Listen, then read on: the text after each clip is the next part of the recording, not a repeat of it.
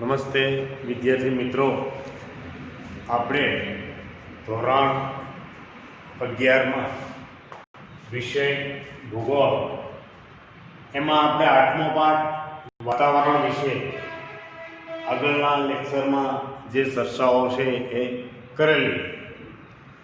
તો હવે વિદ્યાર્થી મિત્રો, એમાં આપણે છેલ્લે આબોહવા ઉપર અસર કરતા જે પરિબળો છે એમાં જે છેલ્લું પરિબળ પર્વતમાળાની દિશા અને ઢોળાવ, કે ભાઈ આબોહવા ઉપર કયા કયા પરિબળો છે એ અસર કરે. તો વિદ્યાર્થી મિત્રો, કે એમાં આપણે અક્ષાંશ, દરિયાની અંતર, સમુદ્રની સપાટીથી ઊંચાઈ, આ બધાની જે ચર્ચાઓ છે એ કરેલી. તો હવે આપણે જોઈએ કે પર્વતમાળાની દિશા અને ઢોળાવ, કે ભાઈ પર્વતમાળાઓ હોય કે એની જે દિશા અથવા એનો જે ઢાળ છે એ કઈ દિશામાં છે. તો અહીંયા આપણે જોઈએ કે ભાઈ પર્વત ઉપર તો કે સૂર્યઘાતનું પ્રમાણ કેટલાક સમય પૂરતું રહે છે. પર્વત ઉપર જે સૂર્યઘાત, સામાન્ય આપણે જોઈએ એક ઉદાહરણ લઈએ કે ભાઈ આ રીતે આપણો પર્વત છે, આનું શું કહેવાય તો કે પર્વત.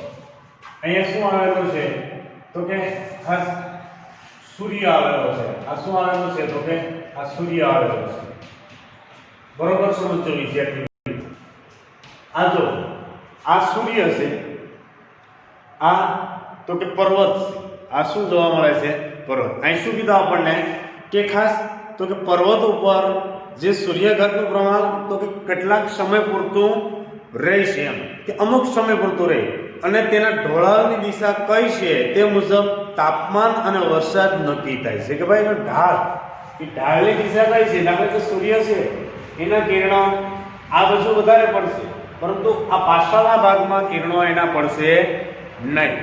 આ સૂર્યના કિરણો ક્યાં આવશે તો કે સીધા એના કિરણો છે એ ક્યાં આવે? અહીંયા આવે. કિરણો અહીંયા આવે, પણ પાછળની બાજુ એના સૂર્યના કિરણો છે એ પહોંચતા નથી. એટલે જ આપણને કીધું છે અહીંયા કે ખાસ તો કે એના ઢોળાવની દિશા કઈ છે એ મુજબ તાપમાન અને વરસાદ નક્કી થાય છે. કે ભાઈ એ તાપમાન એ રીતે હોય અને વરસાદ પણ એ રીતે હોય છે.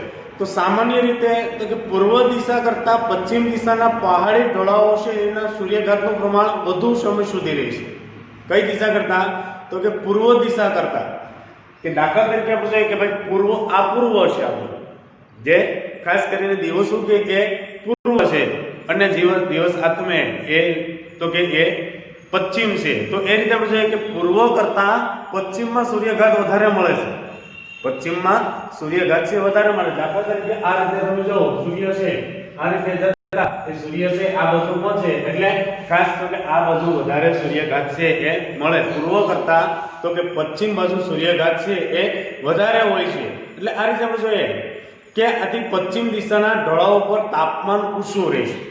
આને કારણે તો કે પશ્ચિમ દિશાના જે ઢોળાવ છે એ ઢોળાવ ઉપર તો કે તાપમાન છે એ વધારે રહે છે. એટલે હિમાલયનો દક્ષિણ તરફનો ઢોળાવ, આપણો જે હિમાલય છે તો હિમાલયનો જે દક્ષિણ તરફનો ઢાળ, કઈ દિશામાં છે ઢાળ તો કે એ દક્ષિણ તરફનો ઢોળાવ છે એ ઉત્તરના ઠંડા પવનોની અસરથી દૂર રહે છે.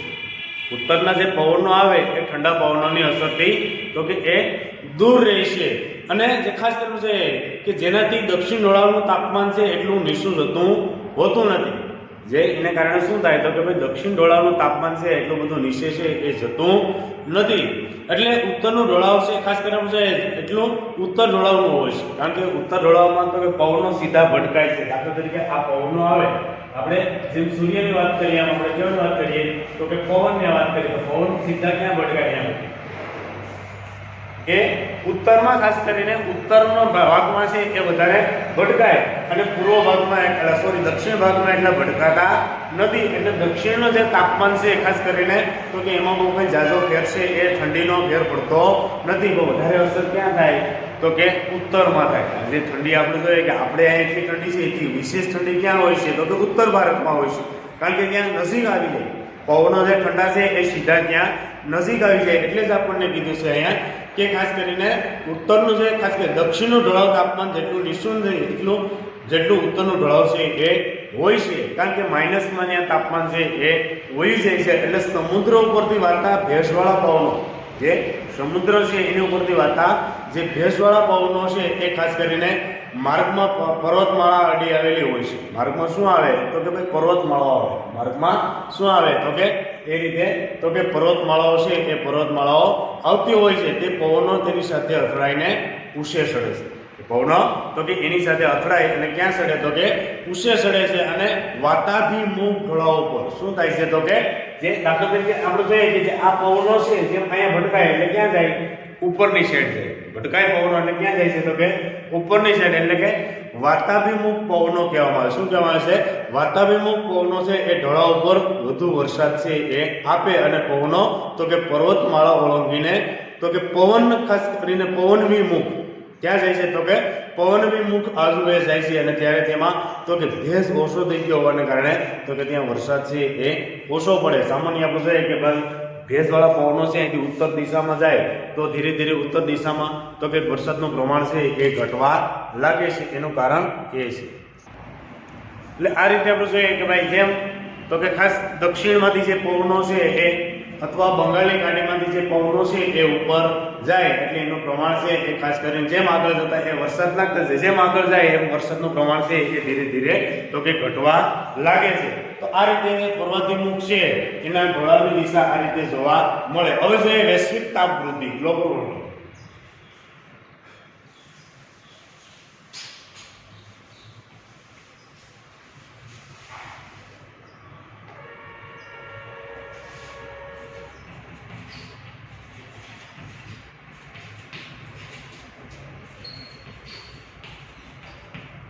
વૈશ્વિક તાપ વૃદ્ધિ એટલે કે ગ્લોબલ વોર્મિંગ.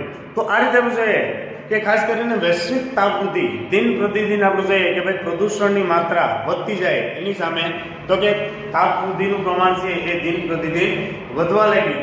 તો પૃથ્વીની આસપાસ તો કે વાતાવરણ ખાસ કરીને જોઈએ તો કે ભાઈ વાતાવરણ આવેલું છે. પૃથ્વીની આસપાસ શું આવેલું છે તો કે વાતાવરણ. આ જ વાતાવરણમાં છેલ્લા ઘણા વર્ષોથી તાપમાનમાં વધારો થયો છે. છેલ્લા ઘણા વર્ષોથી તો કે ભાઈ તાપ વૃદ્ધિ છે એમાં સતત વધારો નોંધાયો છે. તો એમ છે કે વૈશ્વિક તાપમાન વધવાની આ જ ખાસ કરીને પ્રક્રિયાને આપણે શું કહેવાય તો કે વૈશ્વિક તાપ વૃદ્ધિ. તો વિશ્વમાં આ તાપમાન વધે એને શું કહેવાય તો કે એને વૈશ્વિક તાપ વૃદ્ધિ છે એ કહેવામાં આવે છે. તો સૂર્યના કિરણો તો કે વાતાવરણમાંથી પ્રસાર થઈ અને સીધા તો કે પૃથ્વીની સપાટી ઉપર પડે છે. સૂર્યના કિરણો તો કે વાતાવરણમાંથી પ્રસાર થઈ અને ક્યાં પડે તો કે પૃથ્વીની સપાટી ઉપર છે એ સીધા પડે છે. તો આ રીતે આપણે જોઈએ કે સૌપ્રથમ તો કે પૃથ્વીની સપાટીને ગરમ કરે છે. સૌપ્રથમ તો કે પૃથ્વીની સપાટી છે એને શું કરે છે તો કે પૃથ્વીની સપાટી છે એને તો કે એ રીતે ગરમ છે એ કરે છે. તો અહીંયા આપણે જોઈએ વિદ્યાર્થી મિત્રો કે ખાસ તો કે વૈશ્વિક તાપ વૃદ્ધિ છે પહેલા તો કે સૂર્ય છે એ ક્યાં આવે તો કે સૂર્ય સૌપ્રથમ તો કે પૃથ્વીની જે સપાટી છે દાખલા તરીકે આ રીતે આપણે જોઈએ તો કે આ સૂર્ય આવેલો છે. આ શું આવેલો છે તો કે સૂર્ય. જે સૂર્યના કિરણો છે એ સૌપ્રથમ ક્યાં પડે છે તો કે પ્રથમ તો કે ખાસ તો કે પૃથ્વીની સપાટી છે. એટલે અહીંયા જોઈએ તો કે પૃથ્વીની સપાટી છે એને ગરમ કરી દે. પહેલા તો કે પૃથ્વીની સપાટી છે એને કેવી કરી દે છે તો કે ખાસ તો કે પૃથ્વીની સપાટી સામાન્ય આપણે જોઈએ કે એની આકૃતિ દ્વારા પણ આપણે જાણી શકીએ. એની આકૃતિ દ્વારા જાણી શકીએ. આ તો પૃથ્વીની સપાટી આવેલી છે. આ શું આવેલી છે તો કે પૃથ્વીની સપાટી. આ બધું જળ. આ શું જોવા મળે છે તો કે આને જળ કહેવામાં આવે છે. તો આ રીતે આપણે જોઈએ કે પૃથ્વીની સપાટી છે એ સીધા કિરણો પડે એટલે પૃથ્વી ગરમ થાય. પૃથ્વી કેવી થાય છે તો કે પૃથ્વી છે એ ગરમ કરે છે. પછી તો કે વાતાવરણમાં ધીમે ધીમે એ ગરમ થાય.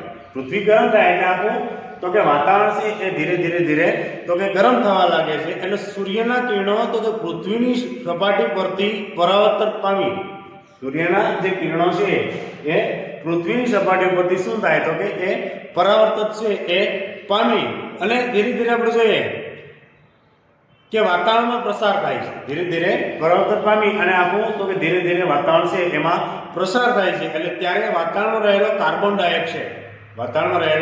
કાર્બન ડાયોક્સાઇડ તમે જો બરોબર ખાસ આ રીતે આપણી આખી આકૃતિ છે એ આ રીતે જોવા મળે છે. આખી આકૃતિ છે એ આ રીતે જોવા મળે છે.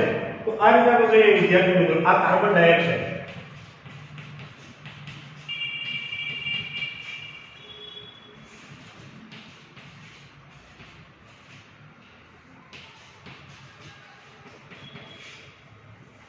આ શું જોવા મળે તો કે કાર્બન ડાયોક્સાઇડ છે એ પ્રમાણે જોવા મળે છે. તો અહીં આપણે જોઈએ કે ભાઈ તો કે કાર્બન ડાયોક્સાઇડ છે એ વાયુ CO2 લાંબી તરંગ લંબાઈ ધરાવતા આ જે કાર્બન ડાયોક્સાઇડ એટલે કે CO2 જે લાંબી ખાસ કરીને તરંગ લંબાઈ ધરાવતા આપણે જોઈએ તો કે ઇન્ફ્રારેડ કિરણો શોષે. શું શોષે છે તો કે જે આ સૂર્યના કિરણો છે ઇન્ફ્રારેડ કિરણો છે એ ધીરે ધીરે તો કે એ શોષે છે અને એ રીતે આપણે જોઈએ કે પૃથ્વી તરફ તો કે પુનઃ પરાવર્તિત થાય છે. એ પાછા ક્યાં જાય છે તો કે પૃથ્વી તરફ તો કે પુનઃ પરાવર્તિત છે એ થાય છે. એટલે પરિણામે પૃથ્વી અને વાતાવરણ ગરમ થાય છે અને કારણે શું થાય તો કે પૃથ્વી અને આખું વાતાવરણ છે એ આખું વાતાવરણ છે આ રીતે તો કે ગરમ છે એ થાય છે. તો અહીં આપણે જોઈએ કે આ અસરને કારણે આપણે શું કહીએ તો કે ભાઈ એને ગ્રીન હાઉસ ઇફેક્ટ અને શું કહેવામાં આવે તો કે ગ્રીન હાઉસ ઇફેક્ટ છે એ કહેવામાં આવે છે. તો સામાન્ય આપણે જોઈએ કે કોઈ પણ આવી રીતે આકૃતિ દોરી વિદ્યાર્થી મિત્રો અને ખાસ તમે જો તો આવી આકૃતિ દ્વારા પણ આપણે એને સમજાવી શકીએ. સામાન્ય આપણે જોઈએ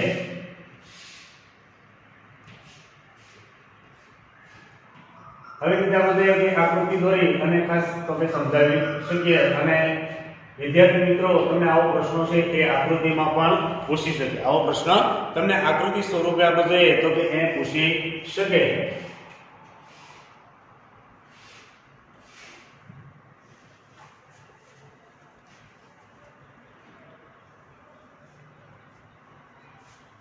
આને શું કહેવાય તો કે ગ્રીન હાઉસ ઇફેક્ટ.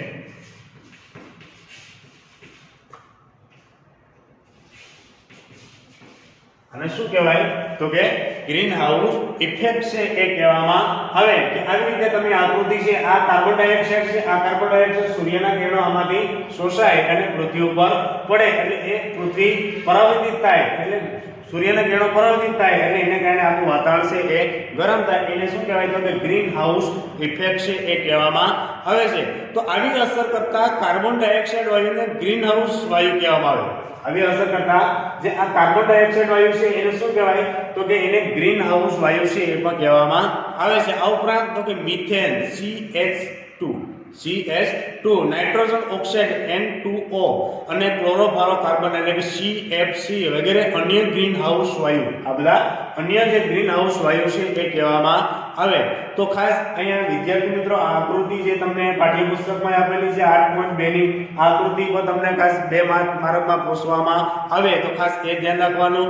તો અહીંયા આપણે જોઈએ કે ભાઈ ખાસ એની જે આકૃતિ દ્વારા અભ્યાસ કે ભાઈ કેટલી ઉષ્મા બહાર ચાલી જાય છે. ઉષ્મા એટલે ગરમી, ઉષ્મા એટલે કે જે ગરમી છે એ કેટલી ગરમી છે એ બહાર છે એ ચાલી જાય છે. એટલે અશ્મિભૂત ઈંધણ અમુક ઈંધણ કેવા છે તો કે એ અશ્મિભૂત છે. દાખલા કે એક વાર બળી ગયા પછી ફરી વખત પ્રાપ્ત થતા નથી. દાખલા કે કોલસો છે, ખનિજ તેલ છે, આ બધા અશ્મિભૂત ઈંધણ કહેવામાં આવે. તો અશ્મિભૂત ઈંધણ અને નવીનીકરણને કારણે નવીનીકરણ એટલે કે જે ફરી વખત ઉત્પાદન થાય અથવા અમુક વસ્તુ તો ઉત્પાદન થઈ શકતું નથી એ રીતે નવીનીકરણને કારણે કાર્બન ડાયોક્સાઇડના પ્રમાણમાં વધારો થાય છે. કારણ કે અશ્મિભૂત ઈંધણ વાપરીએ દાખલા કે પેટ્રોલ છે, ડીઝલ છે, પછી કોલસો છે, આ બધા વાપરીએ એને કારણે શું થાય કાર્બન ડાયોક્સાઇડ ઉત્પન્ન થાય છે. શું ઉત્પન્ન થાય છે એને કારણે તો કે કાર્બન ડાયોક્સાઇડ છે એ ખાસ કરીને પ્રમાણ વધારો થાય છે. એટલે ઉષ્મામાં વૃદ્ધિ થકી ઉષ્મામાં શું થાય છે તો કે ઉષ્મામાં વૃદ્ધિ થકી તો કે બાષ્પીભવનનો વધારો થાય. ઉષ્મામાં વૃદ્ધિ એટલે શું થાય તો કે બાષ્પીભવનનું પ્રમાણ છે એમાં વધારો થાય જેથી વધારાની ઉષ્માનું અવશોષણ થાય. શું થાય છે તો કે વધારાની જે ઉષ્મા છે એ ઉષ્માનું તો કે અવશોષણ થાય અને તાપ વૃદ્ધિ થવાથી બરફ પીગળે. ધીરે ધીરે શું થાય તો કે તાપ વૃદ્ધિ થાય. તાપ વૃદ્ધિ થાય એટલે શું થાય તો કે તાપ વૃદ્ધિ થાય એટલે બરફ છે એ પીગળે. એટલે કે આજે હિમાલયમાં તમે જો કે ભાઈ બરફ છે જામી ગયો હોય પણ ઉનાળાની ઋતુમાં તો કે એ બરફ છે એ ધીરે ધીરે તો કે પીગળવા લાગે તાપ વૃદ્ધિને કારણે અને સમુદ્રની સપાટી છે એ ધીરે ધીરે ઉપર આવે. કારણ કે ઉનાળાની ઋતુમાં તો કે હિમાલયનો જે બરફ છે એ તાપ વૃદ્ધિને કારણે ઓગળે એટલે એમાં શું થાય તો કે પાણી થાય. એટલે જેવી રીતે આપણે જોઈએ કે આપણે ચોમાસે જે પૂર આવે નદીઓમાં એવું ઉનાળે ઉત્તર ભારતની નદીઓમાં પૂર આવે છે. એવું ઉનાળામાં તો કે ઉત્તર ભારત નદીઓ છે એમાં તો કે એવી રીતે પૂર છે એ જતું હોય છે. એને કારણે તો કે સમુદ્રની સપાટી છે એમાં વધારો થાય. બીજા નંબરમાં તો કે કાર્બન ડાયોક્સાઇડ પૃથ્વીની સપાટીમાં પરાવર્તિત ઉષ્માને મહત્તમ પ્રમાણમાં અવશોષે છે. કાર્બન ડાયોક્સાઇડ છે એ ખાસ તો કે પૃથ્વીની જે ખાસ કરવું જોઈએ કે સપાટી ઉપર જે પરાવર્તિત ઉષ્માને મહત્તમ પ્રમાણમાં એ શોષી લે છે. પૃથ્વી સપાટી ઉપર જે ખાસ કરીને કાર્બન ડાયોક્સાઇડ છે એ સૂર્યના જે કિરણો આવે એને પરાવર્તિત ઉષ્માને પ્રમાણમાં તો કે ખાસ કરીને અવશોષે છે. એટલે આ રીતે આપણે જોઈએ કે કાર્બન ડાયોક્સાઇડને કારણે તો કે ઘણી બધી આપણે જોઈએ તો કે માત્રામાં તો કે ખાસ કરીને ઓક્સિજનનું પ્રમાણ ઘટે અને કાર્બન ડાયોક્સાઇડનું પ્રમાણ છે એ દિન પ્રતિદિન વધવા લાગે. તો અહીંયા આપણે જોઈએ કે ભાઈ માનવીની વિવિધ પ્રવૃત્તિઓ માનવીની જે અલગ અલગ જે પ્રવૃત્તિઓ છે કે એના દ્વારા ખાસ કરીને છે તો કે ગ્રીન હાઉસ ઇફેક્ટ શું થાય છે તો કે ગ્રીન હાઉસ જે ખાસ કરીને છે કે ઇફેક્ટ કે વાયુના દિન પ્રતિદિનમાં વાતાવરણમાં ઉમેરો થાય છે. કારણ કે માનવ કોઈને કોઈ પ્રવૃત્તિઓ કરે છે, ઉદ્યોગો દ્વારા જે પ્રવૃત્તિઓ કરવામાં આવે, વાહન વ્યવહારની જે પ્રદૂષણ દ્વારા, તો એને કારણે આપણે જોઈએ તો કે સતત તો કે ગ્રીન વાયુ ખાસ કરીને આપણે જોઈએ તો કે એનો દિન પ્રતિદિન તો કે વાતાવરણમાં તો કે ઉમેરો થાય છે. જેમ કે ઉદ્યોગોને કારણે ઉત્પન્ન થતો ધુમાડો, જેમ કે ઉદ્યોગોને કારણે ઉત્પન્ન થતો ધુમાડો અને ખાસ તો કે પરિવહનના સાધનો તો કે ઉત્સર્જિત થતા વાયુ. કારણ કે આજે પરિવહનના સાધનોને કારણે તો કે અનેક પ્રકારના વાયુઓ છે એ ઉત્પન્ન થાય છે. કારણ કે વાહનોમાંથી જે ધુમાડો છે એ ક્યાં ભળે તો કે વાતાવરણમાં ભળે છે. પછી અશ્મિભૂત જે કે બળતણ, અશ્મિભૂત એટલે કે કોલસો છે, ખનિજ તેલ છે, આ બધા અશ્મિભૂત ખાસ કરીને કહેવામાં આવે. તો આ અશ્મિભૂત જે બળતણ, પછી દહન, નિર્વનીકરણ, પછી સતત દહન થતું હોય જે અમુક વસ્તુ છે એ સતત તો કે બળતી હોય છે એટલે દહન થતું હોય, નિર્વનીકરણ, જલાવ લાકડું, પછી તો કે લાકડું છે એ અમુક તો કે જલાવ લાકડું તથા સેન્દ્રિય કચરાનું દહન થતું હોય કે અથવા જે કચરો એકઠો કરીએ આપણે એને જે સળગાવી દેવામાં આવે, બાળી દેવામાં આવે તો એવા સેન્દ્રિય ખાસ કરીને છે કે કચરાનું દહન. પછી કોઈ યુદ્ધો થાય, શું થાય છે તો કે એકબીજા દેશ વચ્ચે તો કે એવા યુદ્ધ છે એ થતા હોય છે. એટલે યુદ્ધો વગેરે કારણોસર તો કે વાતાવરણમાં શું મળે તો કે કાર્બન ડાયોક્સાઇડનું પ્રમાણ વધે. વાતાવરણમાં શું જોવા મળે તો કે કાર્બન ડાયોક્સાઇડનું પ્રમાણ છે એ વધારો થવા લાગ્યો. અને આ ઉપરાંત તો કે માનવીની એવી કેટલીક પ્રવૃત્તિઓને કારણે પણ વાતાવરણમાં મિથેન, માનવીની ઘણી બધી એવી પ્રવૃત્તિઓને કારણે શું થાય તો કે વાતાવરણમાં તો કે મિથેન છે, નાઇટ્રસ છે, ઓક્સાઇડ છે, ક્લોરોફ્લોરોકાર્બન વગેરે આ બધા ગ્રીન વાયુઓ પ્રમાણ વધવાને કારણે તો કે વૈશ્વિક તાપ વૃદ્ધિમાં પ્રમાણ છે એ દિન પ્રતિદિન વધવા લાગ્યું. કારણ કે આજે તમે જો સામાન્ય પેટ્રોલ છે તો પેટ્રોલ ડીઝલની ટાંકીઓમાં ખાસ કરીને જો પાણી જાય ને એટલે મિથેન થઈ જાય. શું થઈ જાય છે? મિથેન. ખાસ વિદ્યાર્થી મિત્રો આપણે આપણું કોઈ વાહન છે, દાખલા કે આપણી મોટરસાઇકલ છે તો મોટરસાઇકલ જો ચોમાસા દરમિયાન બારી હોય અને જો પેટ્રોલમાં ખાસ કરીને પાણી ગયું હોય એટલે શું થઈ જાય છે? મિથેન થઈ જાય. શું થઈ જાય છે? મિથેન થઈ જાય છે. એટલે આવી રીતે આપણે જોઈએ કે ભાઈ મિથેન છે એ વાયુ છે એ હવામાં ભળે. સાથે સાથે આપણે જોઈએ કે ભાઈ નાઇટ્રિક ઓક્સાઇડ, ફ્લોરોકાર્બન આ પ્રમાણ છે એ તો કે વાતાવરણમાં ભળે છે. એને કારણે તો કે વૈશ્વિક તાપ વૃદ્ધિનું પ્રમાણ છે એ જોવા મળે છે. તો હવે જોઈએ વૈશ્વિક તાપ વૃદ્ધિના નિયંત્રણ માટે પગલાં લેવા કે ભાઈ ક્યાં ક્યાં પગલાં લઈએ વૈશ્વિક તાપ વૃદ્ધિને નિયંત્રણ લેવા માટે.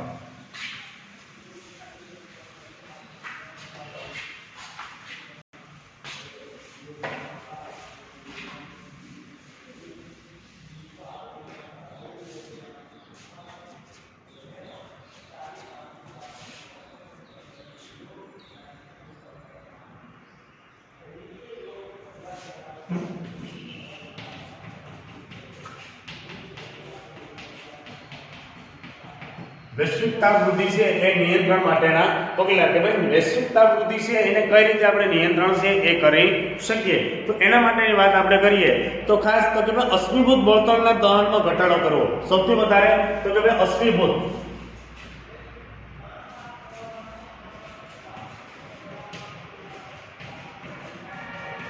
બળતણ એટલે કે ખાસ કરીને તો કે સૌથી વધારે તો કે પેટ્રોલ ડીઝલ છે એને અશ્મિભૂત કહેવામાં આવે છે. કે આ રીતે કે અશ્મિભૂત છે એ બળતણ એટલે ટૂંકમાં શું કહેવાય તો કે ખનિજ.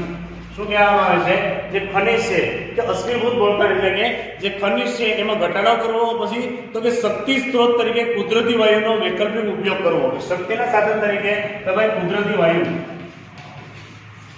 કુદરતી વાયુ છે એનો વધારે ઉપયોગ છે એ કરવો જોઈએ. કે જે આપણે ખનિજનો ઉપયોગ કરીએ છીએ એને બદલે તો કે કુદરતી વાયુ છે એનો ઉપયોગ કરવો જોઈએ વૈકલ્પિક સ્વરૂપે. બીજા નંબરમાં જોઈએ તો કે ભાઈ સૌર શક્તિ, પવન શક્તિ, ભરતી શક્તિ વગેરે એનો ઉપયોગ કરવો જોઈએ, કારણ કે આ બધા પ્રદૂષિત રહિત છે, આ બધા પ્રદૂષિત રહિત, આમાં કોઈ પ્રકારની પ્રદૂષણ છે એ હોતું નથી કે ભાઈ સૌર શક્તિ દ્વારા એટલે કે સૂર્ય દ્વારા આપણે ઉર્જા મેળવવી જોઈએ, પવન દ્વારા ઉર્જા મેળવવી જોઈએ, પછી દરિયાની જે ભરતી આવે એના દ્વારા ઉર્જા મેળવવી જોઈએ, જેથી કરીને તો કે તાપમાનમાં જે આપણે ખાસ કરીને ખનિજ કોલસાનો ઉપયોગ કરીએ કે ખનિજ તેલનો ઉપયોગ કરીએ એને કારણે તો કે વાતાવરણમાં ખાસ કરીને કાર્બન ડાયોક્સાઇડનું પ્રમાણ છે આ રીતે ઘટાડી શકીએ. પછી વનીકરણ વૃત્તિને પ્રોત્સાહન આપવું જોઈએ, ખાસ તો કે વનોનો વિકાસ કરવો જોઈએ. એનો વિકાસ કરવો જોઈએ તો કે વનોનો વિકાસ છે એ કરવો જોઈએ. જો વનોનો વિકાસ થાય એને કારણે શું થાય તો કે કાર્બન ડાયોક્સાઇડનું પ્રમાણ છે એ ઘટે. કઈ રીતે તો કે જંગલો હોય તો જંગલો છે એ ખાસ કરીને વૃક્ષો છે એ પોતાના ખોરાકમાં શું લે તો કે કાર્બન ડાયોક્સાઇડ છે એ પોતાના ખોરાકમાં લે અને આપણને શું પૂરું પાડે તો કે ઓક્સિજન છે એ પૂરું પાડે છે. એટલે આ રીતે તો કે ખાસ તો કે વનોનો વિકાસ છે એ કરવો જોઈએ, વનોને ખાસ કરવું જોઈએ તો કે પ્રોત્સાહન આપવું જોઈએ. બીજું તો કે ગ્રીન હાઉસ વાયુ વાતાવરણમાં વધુ ઉત્સર્જન ન પામે તેવી યોગ્ય તકેદારી છે એ રાખવી જોઈએ કે ભાઈ ગ્રીન હાઉસ વાયુ છે એ વાતાવરણમાં ન પડે એવો પ્રયત્ન છે એ કરવો જોઈએ, કારણ કે સતત વાતાવરણમાં ગ્રીન વાયુ જે ભળે એને કારણે શું થાય તો કે કાર્બન ડાયોક્સાઇડનું પ્રમાણ છે એ વધવા લાગે છે. એટલે ખાસ આજે કાર્બન ડાયોક્સાઇડનું પ્રમાણ આપણે 2 થી 3% જેટલું છે, પણ દિવસે એમાં વધારો છે એ થતો જાય, એની કાળજી છે એ લેવી પડે. અને છેલ્લે તો કે શાળા મહાશાળા કક્ષાએ તો કે વિદ્યાર્થી આ અંગે જાગૃત કરો કે દરેક શાળા અને મહાશાળાઓમાં તો કે દરેક વિદ્યાર્થી આ અંગે જાગૃત થવો જોઈએ કે ભાઈ બને ત્યાં સુધી તો કે પ્રદૂષણ ન થાય એવો પ્રયત્ન છે એ કરવો જોઈએ નહીં. અને ખાસ તો કે ખનિજને જે જરૂર પ્રમાણે જ આપણે એનો ઉપયોગ કરવો જોઈએ, ખોટે ખોટો આપણે એનો ઉપયોગ છે એ કરવો જોઈએ નહીં. એને કારણે શું થાય તો કે પ્રદૂષણની માત્રા છે એમાં સતત વધારો છે એ જોવા મળે છે. અને એ માટે તો કે સુઆયોજિત વ્યવસ્થાપનની જોગવાઈ છે કરવી જોઈએ. સુયોગ્ય કે ભાઈ બરોબર ખાસ કે જે જરૂરિયાત પ્રમાણે આપણે એનું આયોજન કરવું જોઈએ. આજે તમે જો આજે ઘરે ઘરે દરેક વ્યક્તિને ઘરે ઘરે વાહન છે, એક વ્યક્તિને એક વાહન છે. તમે જો કે સતત એ વધારો થતો જાય છે, તો એને કારણે શું થાય તો કે સતત વાહન વ્યવહારના કારણે તો કે વાતાવરણમાં તો કે કાર્બન ડાયોક્સાઇડનું પ્રમાણ છે એ દિન પ્રતિદિન વધવા લાગે. આજે તમે જો ઉદ્યોગોનો ધુમાડો છે, પછી રેલવે છે એના દ્વારા ધુવાડો, પછી એ સિવાય આપણે જોઈએ તો કે વાહન વ્યવહારનો ધુવાડો, એ સિવાય તો કે ઘણા બધા એવા નાના મોટા ઉદ્યોગો હોય કે ખાસ કરીને એનો ધુવાડો, તો એના કારણે આખું વાતાવરણ છે એ કેવું થઈ જાય છે આજે તમે બધા જાણો. તો એવી પરિસ્થિતિમાં જો કે આજે ખાસ તો કે જે 2020માં જે આપણે આ જે કોરોનાનો રોગ છે આપણે આજે ચાલુ છે, તો એમાં લોકડાઉનને કારણે તમે જો ગંગા આખી સાફ થઈ ગઈ. લોકડાઉનને કારણે ગંગા નદી આખી સાફ થઈ ગઈ હતી, કોઈ પ્રકારનું વાતાવરણમાં ખાસ કરીને છે તો કે વાતાવરણ આખું શુદ્ધ થઈ ગયું, કારણ કે વાહન વ્યવહાર ઠપ થઈ ગયો તો એને કારણે વાતાવરણ આખું શુદ્ધ થઈ ગયું. તમે વિચાર કરો, કલ્પના કરો કે આજે વાતાવરણમાં કેટલો બગાડ આવી રહ્યો છે, કારણ કે વાહન વ્યવહારને કારણે. કોને કારણે તો કે વાહન વ્યવહારને કારણે આવી પરિસ્થિતિ છે એ વધારે જોવા મળે. તો ખાસ વિદ્યાર્થી મિત્રો વૈશ્વિક તાપ વૃદ્ધિ નિયંત્રણ માટેના જે પગલાં છે એમાં આપણો પણ સહકાર હોવો જોઈએ કે બને ત્યાં સુધી તો કે પ્રદૂષણ ન થાય એવો પ્રયત્ન છે એ કરવો જોઈએ. અને ખાસ તો કે અશ્મિભૂત જે કંઈ ખનિજો છે કે બળતણ છે એનો તો કે ઓછામાં ઓછો ઉપયોગ થાય એવો કરવો જોઈએ. અને બીજા નંબરમાં તો કે ખાસ તો કે પ્રદૂષણ રહિત જે કંઈ ખનિજો છે કે સૌર ઉર્જા છે, પવનો છે કે ખાસ તો કે વનો છે એનો વિકાસ છે એ કરવો જોઈએ. એને કારણે તો કે ખાસ કરીને આપણે જોઈએ તો કે વૈશ્વિક તાપ વૃદ્ધિ છે એમાંથી તો કે વિશ્વને અને આપણે એમાં બચી શકીએ આવો સંકલ્પ છે એ દરેકે આપણે કરવો જોઈએ. તો અહીં સુધી રાખીએ, નેક્સ્ટ વિડીયોમાં આપણે મળીશું.